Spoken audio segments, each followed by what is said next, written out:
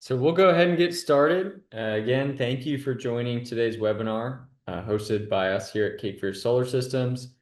Today's webinar is how to make the most of today's EV charging solutions. So let's get into it. Before we get too far, we'll start off here just by setting the stage real quick. In a moment, I'll introduce Cape Fear Solar Systems to anyone who's not familiar with who we are.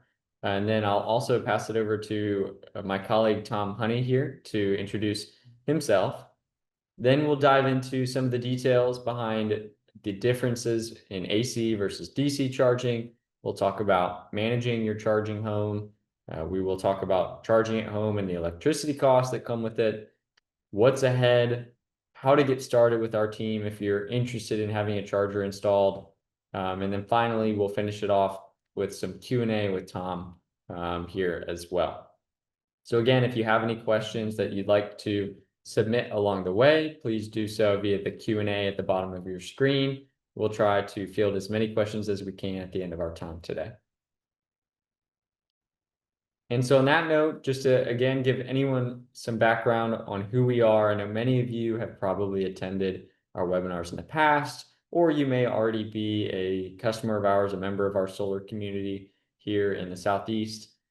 That being said, for anyone else, we were founded in 2007, so going on 18 years now. We have over 4,500 installations in and throughout the region. We now have over 70 employees, and we're awarded the #1 solar installer in Southeastern North Carolina by top solar contractors.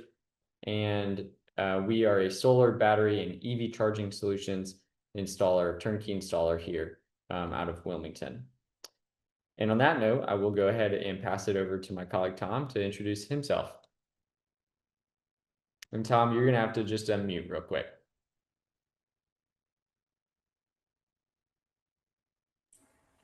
All right, let's try it. Take two. So my name is Tom Honey. I have a lot of experience with electrical and electronics. I've been in this industry for like 40 years. I actually started in solar in 1994. I'm an SEI, Solar Energy International instructor, so I teach solar to people all over the world. And then also, I'm a licensed electrician, so I actually have a lot to stand behind decisions I make when it comes to EV charging and also solar. I'm a former inspector for Solar Energy International's professional services. So, I know what we don't like seeing in installations. So I make sure that my team doesn't make those mistakes. And then also I'm NABCEP certified, so North American Board of Certified Energy Practitioners for solar. So I'm fully NABCEP certified. So I believe that solar and EV working together is a really great option to work with, and we'll talk more about that as we go further into this. Yeah, and we've since I've been on board with Cape Fear for about 6 months now. We built a strong team. Cape Fear already had a team, but we enhanced that team, and we've put in over 250 chargers just in the past 6 months. And you can look on that. There's a map there on the right-hand side above my photo, and that's some of them. But we have a lot to our name and a lot of happy customers. Yeah, Tom, for everyone else, Tom shared with me as we were getting ready to hop on here that I didn't have all of the chargers toggled on. So we're missing a bunch of them, probably over half of them maybe in that map. 250. Anyway, Yeah. so these are the ones that you see are ones that are waiting for inspection, that are being scheduled, and that are just even in the process of being scheduled. So that's all that's on our map right now that you see right there. But actually, we have 250 that are checked off green that are completely done with happy customers charging at home. There we go. Mm-hmm. All right. So now, Tom, just to dive a little bit deeper, I think one of the things that a lot of people are curious about is obviously there's the superchargers that people see out on the road, and there's charging at home. Can you speak to the difference here? Yeah. So at Cape Fear Solar, we're basically only doing AC at home chargers. Okay. So the difference is that the DC chargers, they're out on the highway. That's the DC fast charger where you're going to have, a super high power. You're going to charge super fast, and you have to pay at a bit of a premium price to charge your car. At home, so our AC home charging. So at home, there's no such thing as a DC home charger. It's an AC home charger. And we basically can charge a car. So the charging is dependent on the car. Some cars will charge at 48 amps, which is about 11,500 watts, or they could charge at 80 amps, which is about, I think that's 18,000 watts.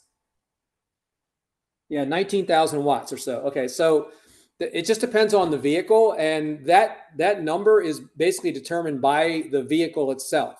So majority of the vehicles out there, like for instance, a Tesla, a Hyundai, the Hyundai vehicles, the Chevys, the Chevy cars, they're all going to charge at like 48 amps. And then if you get into like a Tesla Cybertruck, that's going to charge at 80 amps. The Ford Lightning can charge at 80 amps. But so we have a lot of customers that have those bigger vehicles, but they don't necessarily have an 80 amp charger installed. They might still only have a 48 amp charger because, for instance, if you think about it, if you have a service at your house and it's 200 amps, okay, if we put an 80 amp charger in for like a Ford Lightning, we have to put a 100 amp circuit breaker in your panel in order to provide power to that charger.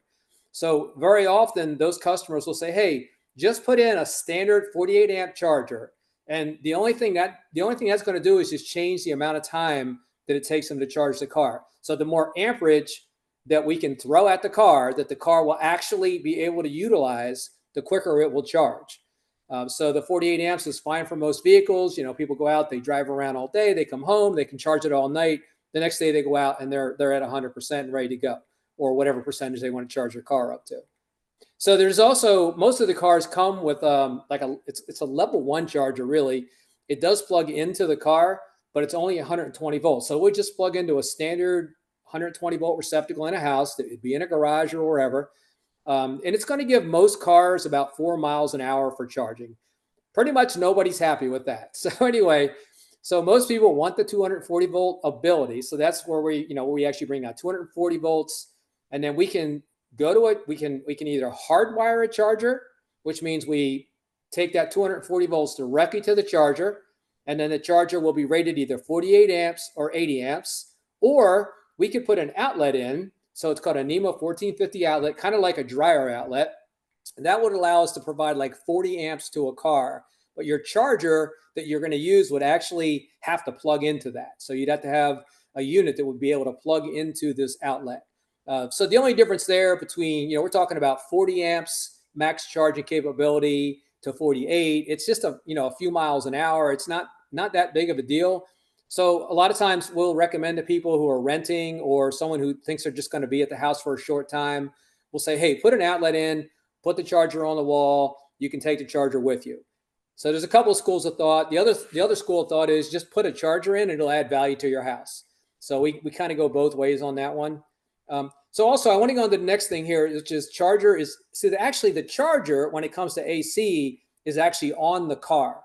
And what we're installing on the wall, even though we're calling them chargers, you go to Amazon or we provide you one, we call it a charger, but it's actually just electric vehicle service equipment.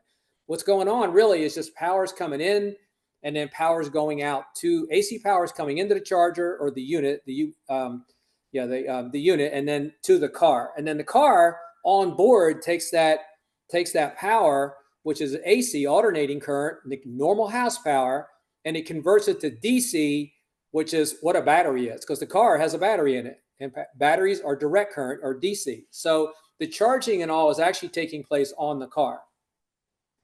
So that can be confusing to people. A lot of times people think, oh, it's whatever we put on the wall, that's what we're going to get. And that's not necessarily true. The car determines what you're going to get as far as speed of charge and how many amps it's going to actually use. And all that thing we put on the wall, the EVSE, electric vehicle service equipment, all that does is provide the power that can be utilized by the car. So then another thing to think about is when you charge at home, you got to look at your utility rate. So some people, the average rate is like 12 cents a kilowatt hour in North Carolina. So that's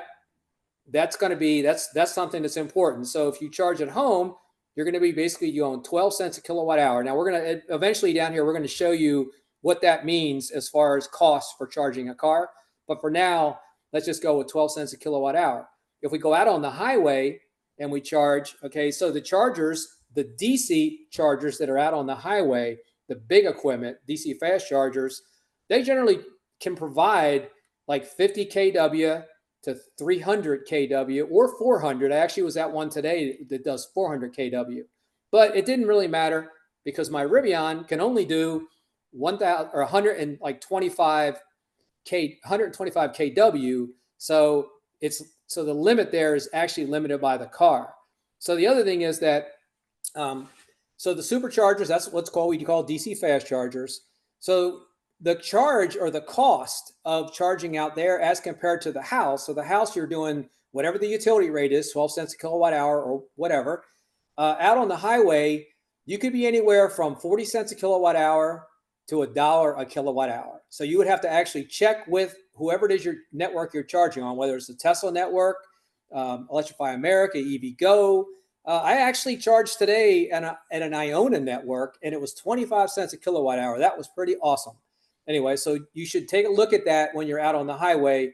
But even then, even at 25 cents a kilowatt hour, I still would have been better off charging my car at home with an AC charger because it would have been considerably cheaper.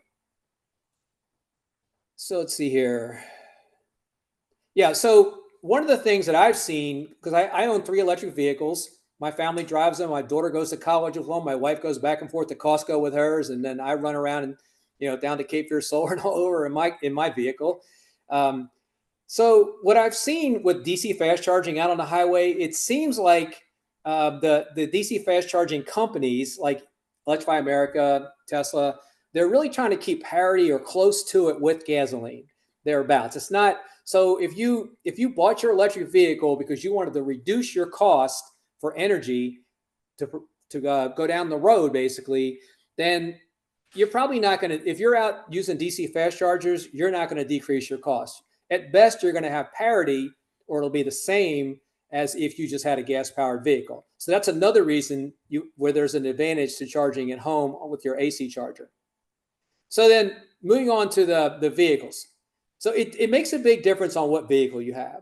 So when you had a gas-powered vehicle, it didn't really, you just got a vehicle, it was a big truck, it was a van, it was whatever. And you just would go to the gas station and fill her up. It was completely normal. You did it all the time and you just got used to it. Whether it was $25 a fill up or $125 a fill up, you had to do it. You had no choice. Okay. So in the world of electric vehicles, okay, if you want to reduce your cost, then you should look at a more efficient vehicle. Okay, so meaning the bigger vehicles that we drive around that are gas-powered vehicles, well, they use a lot more energy. So energy is what we pay for. Whether we're paying for that energy in gasoline or we're paying for that energy in electricity, we're still paying for energy. And it's the same amount of energy to propel a large vehicle down the road as it is to propel an electric vehicle that's a large vehicle down the road. It's just really a matter of, where are you getting the energy and what does that energy cost? So if you're using electric and you're charging at home, that energy is significantly less than if you go and fill up with the gas pump. So that's an advantage. One of the largest advantages of electric vehicles is if you're charging at home, you're going to have a huge advantage over what you would pay for gasoline. Awesome. Thanks for that, Tom. And next, we're going to get into managing your charging home. So talking a little bit about the different types of chargers at home, time of use rates. I think we already have a question about that, and we can talk about that at the end. But yeah, speak to that a little bit, and even charging from solar. What's that look like? Yeah. So there's different types of chargers that are out there. So this EVSE, which is electric vehicle service equipment, which we are calling the charger, okay? There's different ones out there. There are just really simple chargers that you just plug it into a dryer outlet and then you plug it into your car and it gives you 32 amps or 40 amps or something like that. And that's all it's going to do no matter what, nothing special, but it charges the car. So that's nice. We like that. And then nowadays we have smarter chargers, okay, that are almost all of the chargers that we install, like the Teslas, the Blinks, the Emporias, almost all the other chargers on the market are kind of smarter. So they connect with the Wi-Fi of the house. So they Wi-Fi connect via, yeah. So, and then when they do that, they're actually sending information to the cloud. They can be controlled by apps and things like that. And you can actually use them to manage your, when you deliver your power to your car. So maybe you don't want to, maybe you've got a time of use style utility. So you might only want to charge at a certain time of day because it's going to give you the best economic advantage. So that capability is in the smarter chargers that are out there today. So most of the ones that we install are like the Teslas and all the ones that are kind of smarter, and they get programmed. The customer has an app on their phone. They say, hey, this is maybe the max amount of power I want to use. This is the max amount of time I want to use it, and they just kind of go with that.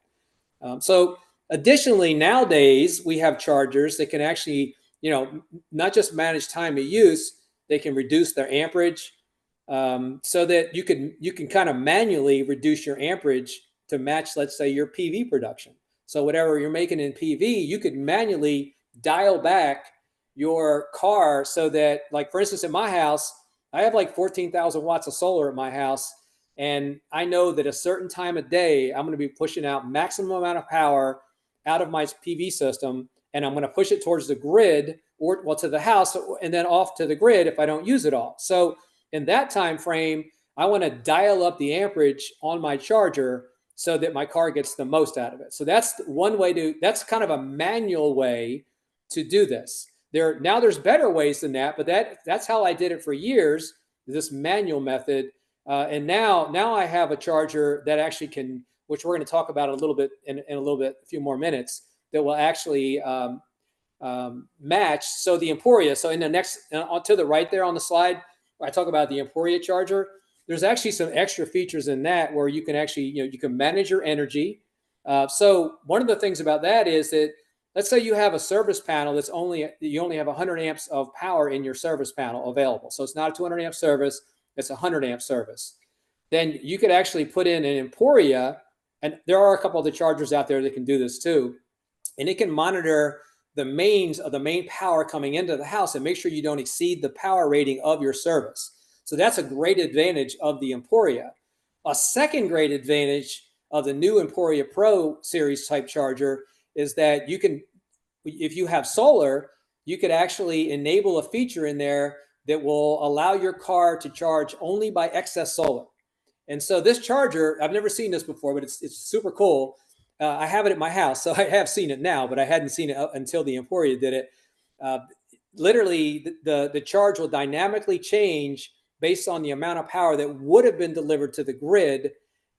It'll actually change the amperage of the charger dynamically, so it's like spot on, and it's a pretty cool feature. So if you're a person who just doesn't want to put a lot of power on the grid and you want to make sure you get like 100% utilization out of your solar energy, this is a really great way to work in that direction. Awesome. Thanks, Tom.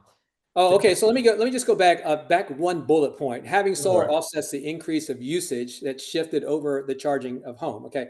So, hey, the fact is, you're gonna charge at home. So your electric bill is going to go up considerably. Your car, most of these cars like a Tesla or my vehicles I have anywhere from about a 70 kilowatt hour battery up to 100 and some kilowatt hour battery. That's an enormous amount of, so kilowatt hours is like energy over time. So that's what we pay for in electricity. So we pay for kilowatt hours to the utility. So we're going to have a major increase in our electric bill, but we're going to have a major decrease in our, gasoline cost. And we're going to show you a chart that shows you what you can expect there. But so that by having solar, you're able to actually, decrease that energy cost and almost wipe out what you would actually be using to propel your car down the road. So it's a pretty cool feature of combining solar with EV charging with your EV.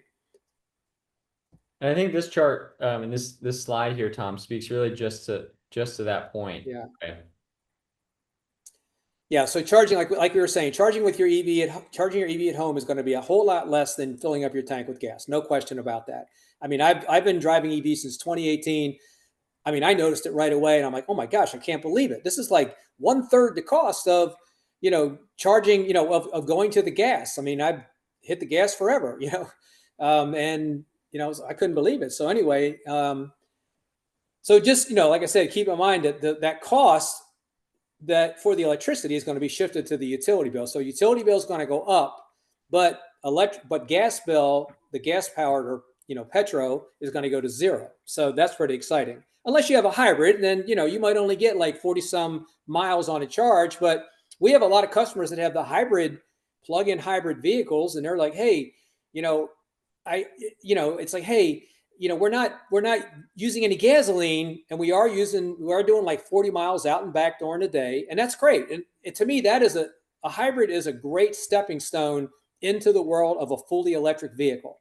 That's what I did. I went with like a Honda Clarity EV plug-in hybrid when it first came out. It was super cool. I could not believe you could drive a car and it would go on 100% electric. It was totally quiet, and it was for 47 miles. I was driving on strictly electricity. That was pretty exciting. Okay, so and like I said before about adding solar. So yeah, if you add solar, then you're gonna offset the cost that you incurred because you have an electric vehicle and you charged at home. So basically, you're really reducing your carbon footprint, and you're without a doubt. I know the Honeys, me and my family, we are definitely extremely independent of energy fluctuations, whether they're electricity or if it's if we have a hurricane and it hits the coast and it shuts down the refineries. I don't really care what happens with gasoline because we're not using any of it. So this gives you a lot of energy independence and resilience, and I think that's very exciting. That's kind of what I'm teaching my daughters anyway. So they're young and they're figuring it out. So there's a graph on the right hand side. So this is kind of an average vehicle. Most vehicles use about 3.5 miles per kilowatt hour. Electric vehicles, so 3.5 miles per kilowatt hour. You would expect that from like a Tesla or any of the normal sedans that are electric, fully electric. And that can go up to 4, and it can go down. It can go less if you put a car topper on the car, like we did on the way out to Colorado. When I was going to teach the SEI, and we threw a car topper on. We went down to like 2.5 miles per kilowatt hour. I thought there was something wrong with the car, but no, it was just that we decreased our efficiency going down the road. So that's all kind of part of the learning curve of electric vehicles. Anyway, so if you charge at home, that same 1,315 of gas would be about 480. And if you add solar and you add the right amount of solar and you charge the car at the right time, then you could actually zero out your cost for the energy for moving your car down the road. And I think that's pretty exciting personally. I think the only thing I'll add there, Tom, is I was kind of going through the numbers here on this, is I found it really interesting that, for anyone who doesn't have a frame of context of what is $480 worth of annual electricity in a solar system, it's not a very big solar system. So the point is that you'd be potentially unlikely to install a system that's only going to offset $480 a year. Right. And much more likely to install a larger system that's offsetting more of your electricity than just what you added to your bill in that EV charging cost. So I think that's helpful to understand for anyone who's curious, what would the overall impact look like? I think that's completely up to the system you ultimately install, but at the minimum, you could expect to cover the increase that you see from charging your vehicle at home. Yeah, just to add to that, just quickly. So at my house, we had solar first, okay, and then we added the electric vehicle, and then we added features with our EVSE charging that would really maximize the use of that solar. Because to me, I call it my solar utilization. That to me is the most important thing. How much of that solar that I installed am I actually utilizing? How much am I actually benefiting from? So I've been keeping charts for too many years anyway, and we found a way to really utilize it. And that way was to add electric vehicles and then add charging that's able to take advantage of that full solar. Very cool. So moving on here to what's ahead. And I think this is an area for us to speak to, primarily vehicle to home, which might be new to some people, but I think it'd be helpful, Tom, to speak to that briefly. What is it? How does it work? But also, what are some of the roadblocks that maybe we're experiencing in terms of widespread implementation? So it seems like everybody wants to power their home with their electric vehicle. That's what I've seen to be hearing. Unfortunately, at this point, only a couple of vehicles are able to actually do that. So the thing of it is, so this is called vehicle to home, and there's also vehicle to load. So some of the vehicles have outlets, 120-volt outlets on them. They can provide 1,800 watts of power. You can power your refrigerator. You can power tools. You can charge your phone, things like that. It doesn't really interface well with the house because, it's hard to bring 120 volts in from a car, load it into the electrical panel somehow, and for that all to work. It's just not going to work very well. So I've had customers ask me to do that. That's not a good idea. So then there's other vehicles like the Tesla Cybertruck and also the Ford Lightning, that have options where you can have vehicle to home. Well, that is super cool. That's what's coming down the road for energy storage at home. Is you very likely will be using your vehicle as your energy storage in an outage. So the way that works is, if you decide you want to get, let's say, a Ford Lightning because you want to use your electric vehicle as your energy source in an outage for your home, then the thing of it is, it's not just the electric vehicle. We also have to there's a bunch of other electrical equipment that has to be added, and the reason is because just like with a generator or even a solar electric system, it's very important that power does not get fed back on the electric line if there was an outage, because we don't want to electrocute alignment, like somebody out there working on the power lines. So in order not to do that, all this equipment, it's all got to be listed, UL listed and tested and all this stuff. And it's going to have equipment that will disconnect it from a utility grid. So basically, if you get the vehicle to home equipment from, like, let's say a Tesla Cybertruck, or maybe the Ford Lightning, or Chevy has a version of it as well, there's going to be a bunch of extra electrical equipment that's going to be installed, but it's pretty cool. And if you had an outage, if you think about it, like a Cybertruck's got over 100 kilowatt hours of energy storage in it. I have energy storage at my house and I have electric vehicles. I'm not using my electric vehicles to power my home because none of my vehicles are really capable of fully powering the home. But I have like 45 kilowatt hours of lithium energy storage with my solar electric system. But compared to my cars, that's nothing. So ultimately down the road, I do see us all going towards energy storage from our vehicles, and the equipment is being developed right now. Codes are being written so that we can do all this stuff. And everything's got to be like National Electric Code compliant, UL listed, all this kind of stuff. So this is all coming down the road, and it's something to be very excited about in our industry for sure. And I'm not really sure how it's going to work with solar yet, but we're all trying to figure that out. Like I said, I've got colleagues that are sitting on the code boards from Solar Energy International and all, and we're all working on figuring out how this is all going to work. But ultimately, this when it all comes together, it's just going to make the life for people in their houses, in outages, it's going to make it better. And that's what the whole purpose of it is. Agreed. And I think we've got some good questions around some of that and how these systems tie in together that we can address here in a moment. But next, for anyone who is interested in looking at EV charging, has an electric vehicle they're planning on purchasing but doesn't have a home charger and is wondering what this process looks like, Tom, can you walk us through what it looks like to work with our EV charging solutions team? Yep. I do this every day. So we have tons of leads every single day. Some come from the utility, some come right into Cape Fear Solar. So Cape Fear Solar has a webpage, EV Solutions. You can go right to their website, click on that, and it'll bring you right in, and you can actually submit information that will get you started on the track to getting an EV charger installed at your house. So another way to do it is some of the utilities, for instance, Duke Energy has a program called the EV Charger Prep Credit. So a lot of people will go there and go through the process of doing the application with Duke because there's a rebate. It's super cool. In Wilmington area, it's like $1,117 rebate, which is pretty exciting.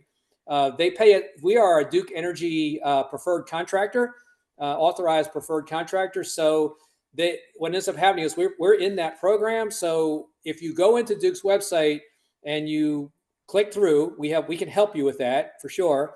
But there'll be a spot there where you just select Cape Fear Solar, and then you'll come back. You're going to come back to me, and I'm going to be the one that would actually look at your project, send you information, and get you going. So what I usually do is once I get someone who's interested, is either come through the website or come through Duke or come through Tesla for that matter. They come to us from Tesla as well. Then I'm going to send you an email, and it's going to ask for some basic information. So once we get this information, I'll be able to put together a quote. Okay. So we handle everything. So we handle the permitting, we schedule the projects. Of course, we do all the work, and then we handle getting the inspection scheduled. Generally speaking, we're not going to be on site for the inspection. Somebody will need to be on site to allow an inspector to come in and take a look. But we will schedule that. Our installer will actually talk with you when you get your installation, and he'll figure out like when you're going to be home. Is it going to be the next day, the day after? And we'll schedule that with the inspection so they can come out and meet you there and get it inspected. And then once that's done, you pretty much are just going to enjoy charging at home. It's awesome for sure. So the information that I need, and you'll see this if you come into our program. When you get my email, is one of the things I need to know is what your utility you're with, because some utilities have incentives and some don't. So Duke Energy has incentives, and there's a couple of ways to get those incentives. One of them is where you just get the job done and send them an invoice, and if it's done correctly, which we know how to do because we've done so many of them, then you get your rebate check via the mail. I actually did it that way at my house for 2 of them. It was pretty easy. It took them 30 days. I got a check. The other way to do it is what's called the contractor credit option, which is on Duke's website, and that's where we basically work with Duke. We're going to work with you and Duke. We'll do your quote, and Duke will just pay us the rebate directly. You won't have to worry about that, so you won't have to front like $1,117 or $1,133, depends on where you're located. So other utilities like Brunswick, they have like a $500 credit that would go back on your electric bill. So we will basically arm you with the proper documentation, inspection results, things like that, so you can take advantage of this. And there's other utilities that just don't have incentives, but we still, you're still, whether there's an incentive from the utility or not, you're still getting a major advantage if you can charge your car at home. Let's see here. Yeah, so some of the information I need are things like, the main thing I'm looking for is, can the electrical panel handle an EV charger? So I'm going to look for information on your current electrical system at the house. So I'll ask for some photos. It's pretty easy. We don't generally go out to a site. We do it real efficiently, and I ask you specific questions. You would take photos, upload them to our documentation, which is super easy, and then it just all comes back to me. So I'm looking for things like the electrical panel, make and model of the electrical panel, so I can make sure I have the right circuit breakers for my installers. Also, where you want the EV charger, that's important. Things like that, and what you're going to send me the route between like where the electrical panel is. I try to get, we try to get the charger. I like to connect chargers to the main panel, so as close to the source as possible. But if your electrical panel is in the garage and it's large enough and it's not overloaded, then we'll take power from that panel. So that's going to be more economical for a customer to go right from the closest panel. So that's kind of an important thing. And like I said, I do load calculations if necessary, and we'll determine if the electrical panel can handle it. And if it doesn't, sometimes we have to upgrade an electrical panel, but we're electricians and we can do that for you. That's not the business we're in. We're in the business of putting EV chargers in. That's going to be my first priority. So we're going to do what's right, but we're going to try to put that charger in for you. So yeah, like I said, wherever we just need to kind of get a look at the lay of the land. So you're going to provide us with photos for that. And then once I get that, I'll look at it. If I have everything I need, I just put a quote together and send it to you. And then if you have any questions, just get back to me. It's a pretty simple process. You just sign the quote, and then you become an order, and we're just going to move you through the system. We're going to get our permitting straight first. And then after we have our permits, then we go ahead and schedule the projects. All right. Thanks so much, Tom. That was really, really helpful. And now we can jump on over to our Q&A, and I see several questions are rolling on in. I answered one there about incentives that are available for Jones Onslow customers. It looks like they have a $250 rebate for the install of an EV charger. So jumping into it here, and let's see. First question here, I currently have solar panels, a battery backup, and a 240-volt AC charger for a plug-in Prius Prime. Does it currently matter when I charge my car? Will that change in the future? So I guess this question for one, Tom, is best answered. It depends on your utility. So if you'd like to chime in here with your utility in a question, we might be able to answer that a little bit better. For anyone who's on Duke Energy, because I know that is a lot of our customer base here in this region. The answer there is also it depends. For a lot of folks, you're still on a sort of one-to-one structure, depending no matter what time you are producing or consuming the electricity, it's worth the same. However, in the not too distant future, a lot of folks are going to be transitioning to time of use rate structures. And I don't know about you, Tom, but I fully expect that it's only a matter of time until all utilities transition to some form of a time of use rate structure, as we're seeing with co-ops, even like Brunswick Electric, just to our south.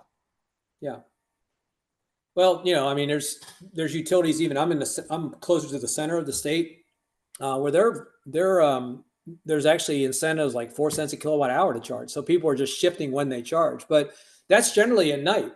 That's when you want to charge anyway. You come home from work, plug the car in the middle of the night. Then if you have a smart charger, you just set it up and say, okay, come on at 4 o'clock in the morning, and it just charges till it's full, and then you're good. Then you spent 4 cents a kilowatt hour. So, there's ways to try to leverage your benefits, with the utilities. There's always, it just depends on the utility. Most of the ones I'm working with now are still Duke Energy, just one for one. So meaning you buy it for 12 cents a kilowatt hour, 24 hours a day. But like Gabe said, yeah, there's definitely movement in the country to go towards time of use. So, you just have to look at that and then do what's best for you. I think Brunswick Electric has that too, because we have a customer that I think explained that to me, that if he charges at night, it's like dirt cheap. I'm like, oh wow, that's awesome. Yes, Brunswick Electric, I believe, has a EV charging specific Yeah. rate schedule. Yeah. But for anyone who is on Brunswick Electric, I'm sure you've already heard, but they are transitioning to time of use for all customers, solar or otherwise, starting on November 1st. So certainly it's going to matter then when you're charging. Yeah. Now for this gentleman, it looks like the utility is Duke Energy. So depending on when you went solar, more than likely you're still on a one-to-one net metering structure. But happy to answer that if you want to reach out and have us take a closer look. We can certainly do that. But to Tom's point, it also might be advantageous for you to look at pivoting to a time of use rate if you can shift enough of your usage to that off-peak time, including your charging. So something to think about. Next question here, and this is from Randy. Randy, great question about what size solar system would be needed to offset $480 annual cost for EV charging. I did some quick math from the hip here, but that's really only about 2.5 to 3 kW of solar on a well-producing roof surface, a conservative production ratio. So yeah, most of the systems that we're installing, Randy, of course, the one in your home, we're seeing a lot of systems 10 plus kW, right? And so that means that the remaining of that potential power output is just going to go towards offsetting the rest of your utility costs. Next question here from Randy as well. And this one is a little bit nuanced, Randy, I'll be honest with you. So you have Tesla batteries with a solar system and a vehicle that can do vehicle to home charging. Can the two battery sources be coordinated by the typical energy management system included with the solar system? So the answer here is that Tesla has a specific gateway. So Tom talked about some of the electrical infrastructure that's going to be needed to allow your vehicle to not only go back into the home, but to do so potentially even with those batteries that you already have on site. And so Tesla has what they call their gateway, which is essentially a transfer switch, as Tom said, just like a generator system does.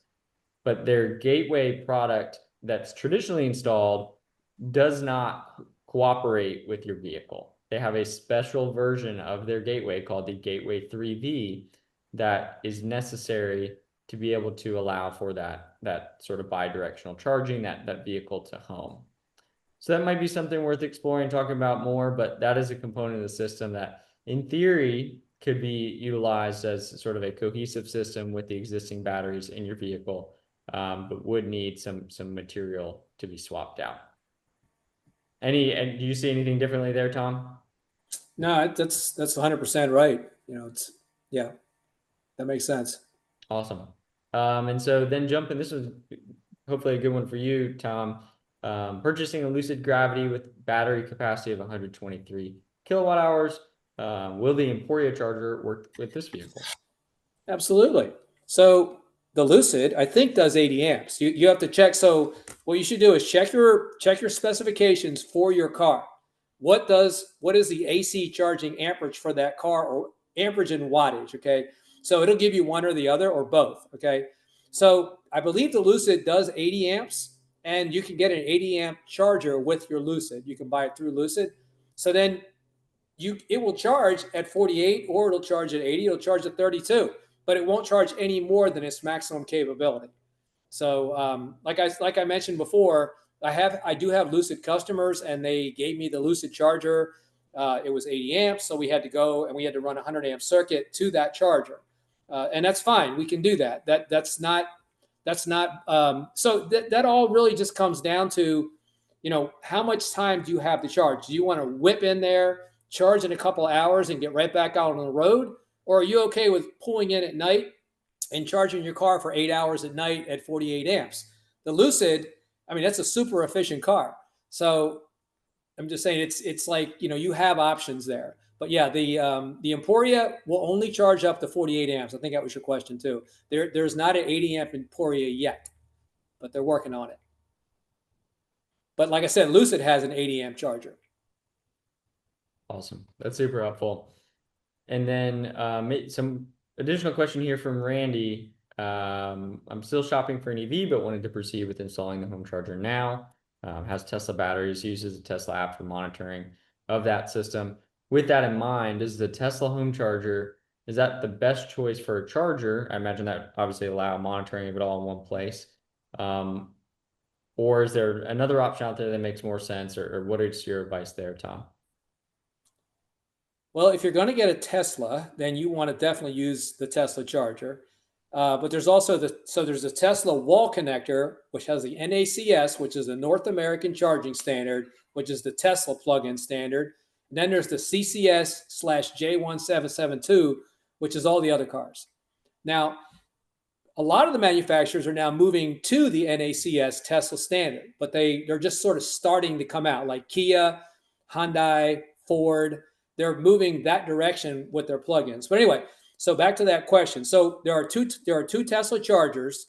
There's the one that it's called Tesla wall connector with the standard NACS connector. And then there's the Tesla universal wall connector, which it actually has the NACS and the J1772 as all part of the one unit. So you just push a button on the front.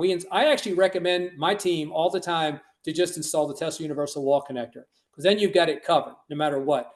So no matter who comes to your house, you can charge their car. No problem at all.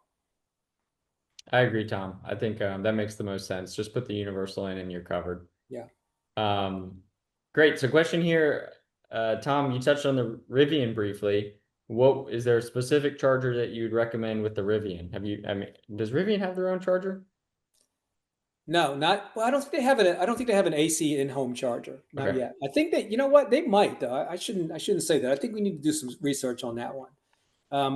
Yeah, you know what, they do, because we actually just installed one. So that was a good question. Okay. I just remembered, we just installed one at a home, a Rivian 240 volt, 48 amp charger.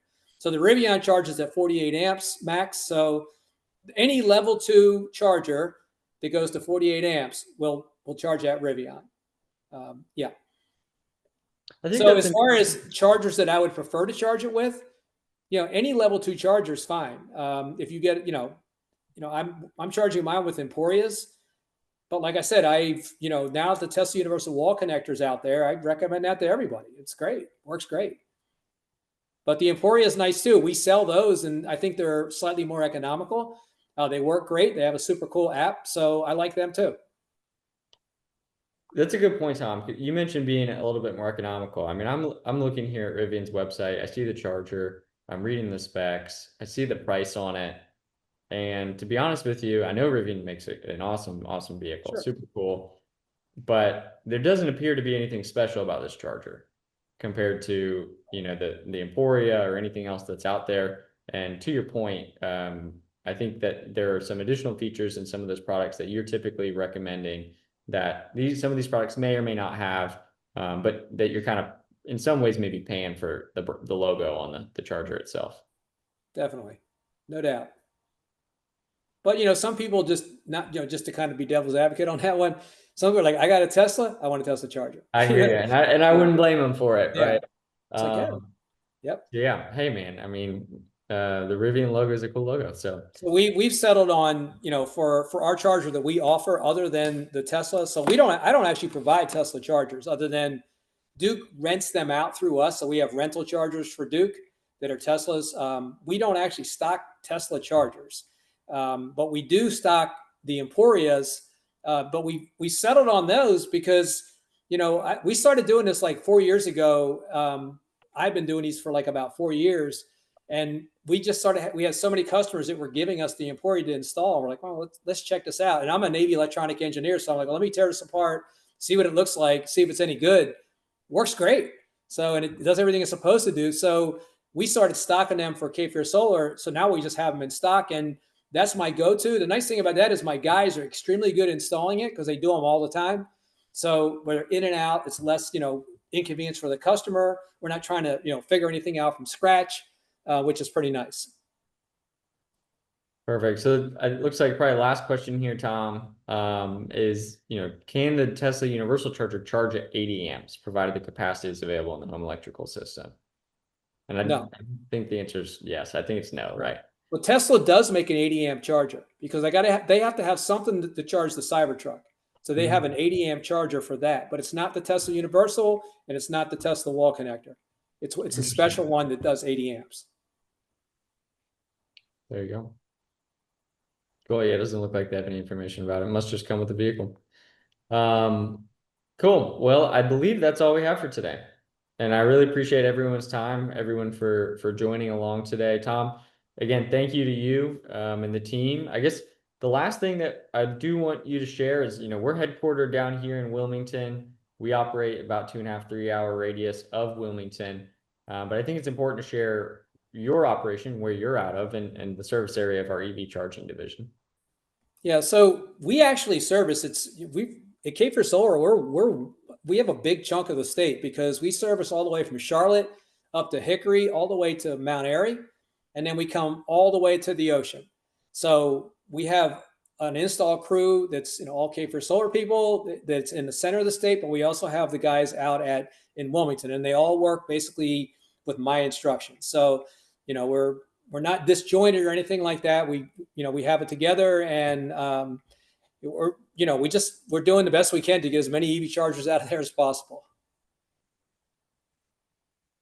Perfect. Well, thank you so much, Tom. Thank you, everyone. We really appreciate your time this evening. Stay tuned for webinars that we'll continue to do in the future. If you have an idea or a topic that you'd like us to cover, feel free to send me an email. My email is gabe@capefearsolarsystems.com. And again, thanks for everyone's time. Have a great evening.